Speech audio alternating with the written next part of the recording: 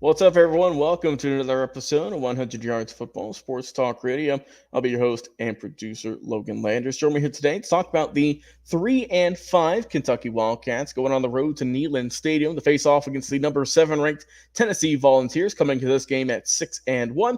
This game is going to be played tomorrow night, Saturday, at 7:45. It's going to be Eastern Standard Time, of course, on the SEC Network. Help me break down this game is Jay McMinn from the Elite Sports and Entertainment Network. Jay, how you doing, my friend? And let's talk about this matchup. Kentucky going up on the road against Tennessee. How do you see this one shaking out? Yeah, Kentucky is a weird team. They'll play some games pretty hard, and then they'll play other games not quite as hard. And I'm curious to see how they do play this Tennessee team at 6-1, and vying for a really top spot in the standings at number 7, only one spot behind Texas at 6. But you look at this Kentucky team, their quarterback specifically, Vandergriff, has 100 completions out of 175 attempts. That's a little over 1,200 yards, 6 touchdowns, and 5 interceptions. The touchdown to interception ratio is not where I would want it to be, but it is what it is. And then you look over at the other team, and Lapa Leva for Tennessee has 108 out of 170 for a little over 1,400 yards, 8 touchdowns, 4 interceptions. A little bit more respect, a little bit more in line with what I would want to see out of my quarterback. So I'm going to give the edge, obviously, to Lava Leva in this one. When you look at the running backs, I love this guy's name, Sumo Carngabe. Sumo Carngabe. Close I can get to it anyway. 92 carries, 419 yards, 4 touchdowns. That's an average of 4.6. Now, that's not a bad yard per carry per se, but it doesn't compare to what Samson for Tennessee is putting up at 144 carries at 838 yards and 17 touchdowns at 5.8 yards per carry. So the yards per carry, the touchdowns, all that stuff obviously belongs to Samson, and it also belongs to Lapa. So they really do kind of control the edge there in terms of statistics. The wide receiver for Kentucky and Key has 39 catches for 587 and 2 touchdowns, compared to Thornton Jr. for Tennessee at 12 catches, 365 at 3 touchdowns. Now, obviously, that means his yard per catch is going to be much greater than what Key is putting up. When you look at what Kentucky has done in terms of their losses, of the 5 losses that they do have, 3 of them come up against SEC teams in Auburn, Florida, and Vanderbilt. And we look at the one loss that Tennessee has that comes to Arkansas. And Arkansas is another team that can be very tricky at times, right? I mean, they can play you tough, or they not play you tough. But so I really don't know 100% what we have in this Tennessee team. But I'm sure this Kentucky game will kind of solidify a little bit more of that, especially since Tennessee is trying to stay in the top in that top 12 to get a playoff berth. So this game is really, really got huge implications, right? And it also could put Kentucky out of a bowl bid. So a lot of things on the line here. When you look at the series record, it's 84-26 and 9 ties, and that favors Tennessee. Mark Stoops is 2-9 versus the University of Tennessee. So when you look at the stats, it really doesn't favor Kentucky all that well. So if Kentucky does get the win, it's going to be a very, very rocky slope that they're going to have to deal with. Defensively, for Kentucky, their defense is struggling. Obviously, they've given up 40 points to Florida.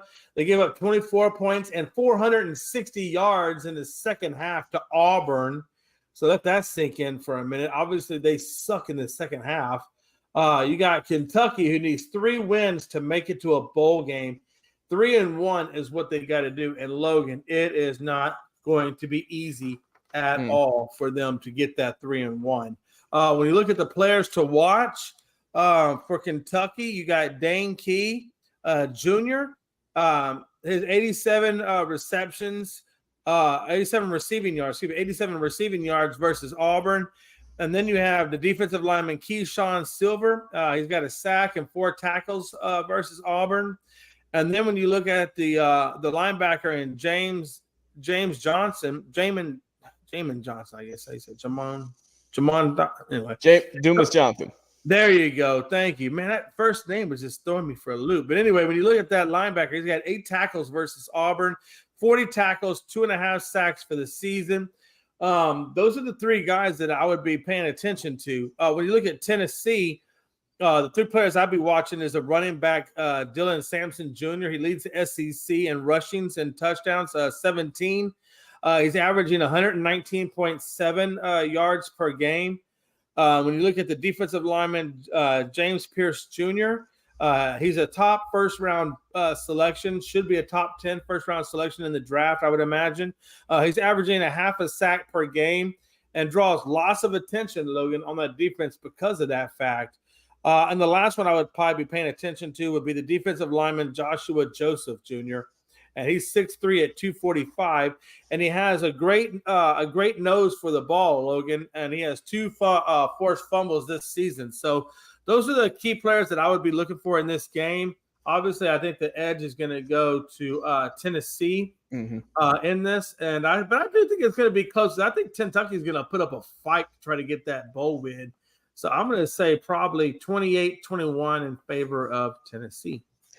You know, when I look at these 2 matchups, I don't know if it's going to help or hurt Tennessee, the fact they're coming off of a bye week. Some teams, they come out looking even sharper, right? But sometimes, Jay, they can be a little flat.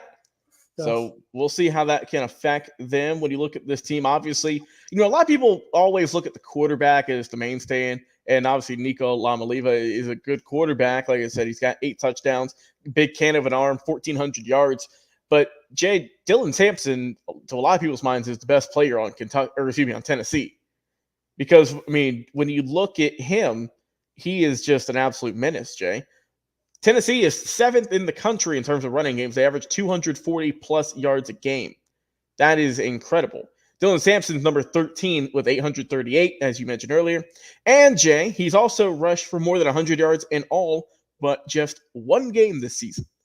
So pair that with, can Kentucky stop this man? If you can stop Sampson, there's a chance you can pull it off.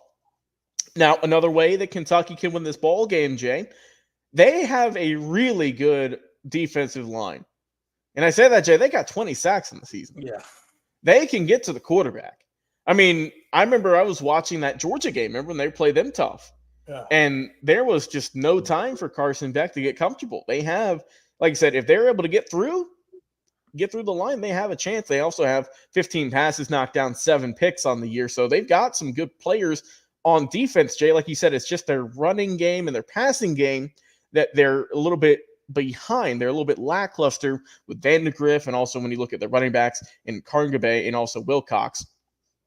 If they can, I would say if you can control the tempo, right? If you can control the clock, and if you can force some turnovers and make sure that Tennessee isn't comfortable in the pocket and that they can't get much running going, Jay, I think Kentucky might have a shot in this one. Plus the fact that, like I said, they're coming off a bye week, so they might come out a little bit flatter than they would since they've had a little bit of time to relax and whatnot. But I think that Tennessee, like I said, this is going to be a home game for them too, and we know that Neyland Stadium, especially at night, it's a different monster. So yeah, I think that Tennessee is going to pull this one out. And honestly, Tennessee kind of controls their own fate. There's only a handful of games left in the season. They're playing against Kentucky this week, obviously, tomorrow night, 7:45 on the SEC Network.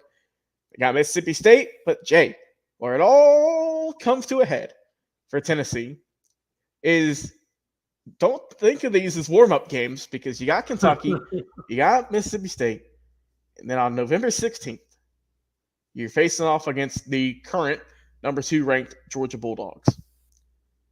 Got to get prepared.